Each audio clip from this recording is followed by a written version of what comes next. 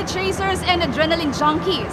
Kung jumping, climbing, racing, ang mga aksyon na hinahanap ng katawan ninyo dito sa Parañaque City, makikita ang Asia's biggest tag indoor obstacle course na susubukan ng lakas, bilis at strategy ninyo.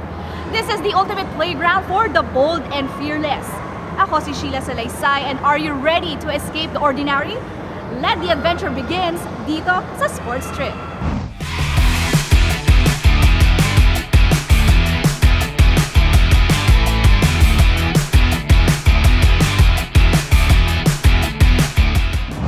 Opened on February 15, 2024 at the Okada, Manila, Thrill Escape is an innovative interactive tag arena that redefines adventure and entertainment. Specially designed for adventure enthusiasts, it offers an exhilarating fusion of fitness, teamwork, strategy, and pure fun, making it an ideal destination for anyone eager to push their limits while enjoying themselves.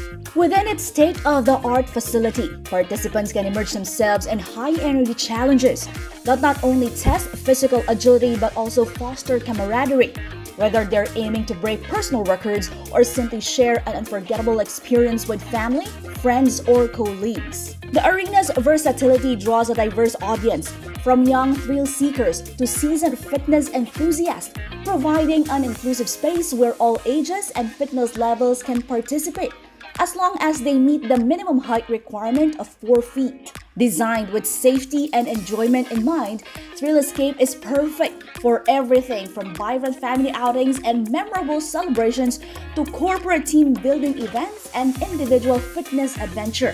With its dynamic layout and engaging gameplay, Thrill Escape invites everyone to step into a world where excitement, challenge, and community collide. Another exciting day para sa akin with JB, Matt at Justin. We are on our workout OOTDs para siguradong comfy. Pagka-register, binigyan kami ng bracelets and anti-slip socks appropriate na gamitin sa loob ng arena.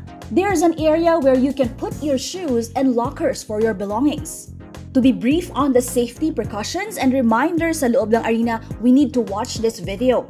Next step is to register our names, put in some details, and once finished, itatap ang bands to save the info. Ang goal ay makakolekta ng maraming points by tapping the wrist tags to the transponders. Bawat kulay ng transponders ay may corresponding points. Thrill Escape is designed to be accessible sa lahat ng skill levels na may iba't ibang path and challenges tailored to different abilities. 20 minutes, 32 obstacles. Walang fixed order sa mga obstacles, meaning pwedeng mag-strategize.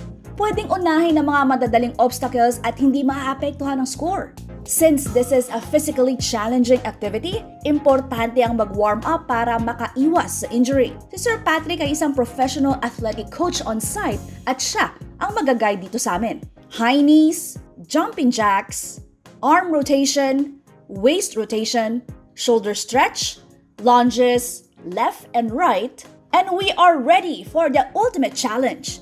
May the best man or woman win. Tap the bracelet pagpasok sa arena and that means 20 minutes has just started. Unang challenge, ang traverse wall. First to reach the top and tap. Ang mga humamon, kami ni Matt.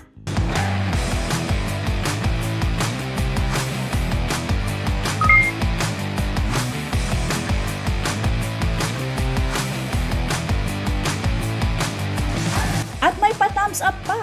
Sumunod si JB at Justin.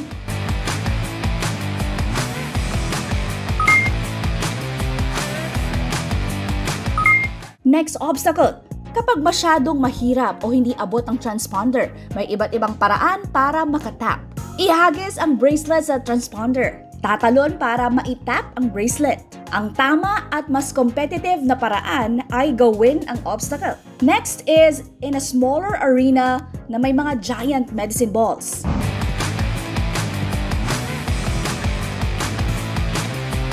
Effort ang unahan sa pagtap. Sunod ang web maze climb. Iba't ibang challenges dito. May paggapang at akyat na. Next level. Vertical ascent. Whole body strength ang kailangan para makaakyat sa taas. Climbing beyond limits. Nauna si Justin. Piece of cake ang pag-akyat. Sinundan ni JB. First rope, success. At umulit pa. Pero si Matt naman hindi nagpahuli. Effortless. Ang pag-akyat at paghatak ng sarili pataas ang mahirap pero G pa din. Dito sa lane 2, another difficulty ang hinarap ko. Pero dahil competitive ako, hindi ko pinansin sa una. Pero doon ko lang na-realize na ang taas na pala. There's no wasting time. Tuloy ang adventure. Masusubukan ng upper body strength at technique sa spider wall. Ladies first daw. Matapos ang ilang subok, I did it! All 4 transponders. Matt is next in line. After 2 transponders, he's done.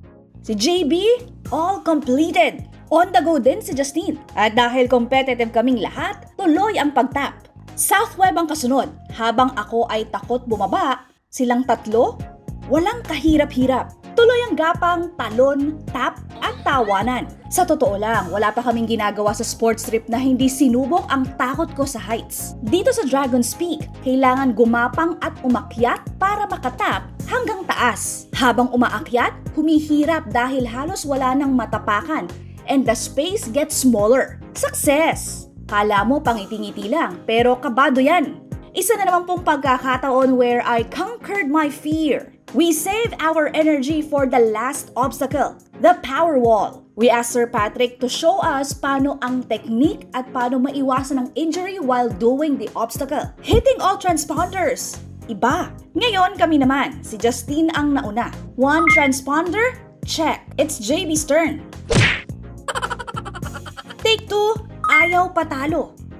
At si Matt naman, careful dahil wood burn ang makukuha kapag hindi nakapag-slide down ng tama. And it's my turn. Oops! Sir Patrick is always on the lookout, lalo na hindi tama ang pag-execute ko. Second try.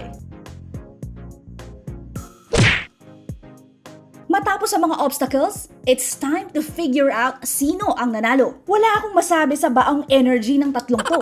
Talagang na-challenge ang aming agility, endurance at strategy. Pero may element pa din ng enjoyment. Thrill Escape is for adventure enthusiasts na always up for the challenge. Every wall, corner, and rope is a chance to push beyond your limits. So next week ulit, sama na dahil dito sa sports trip, ano man o saan man, G na G tayo.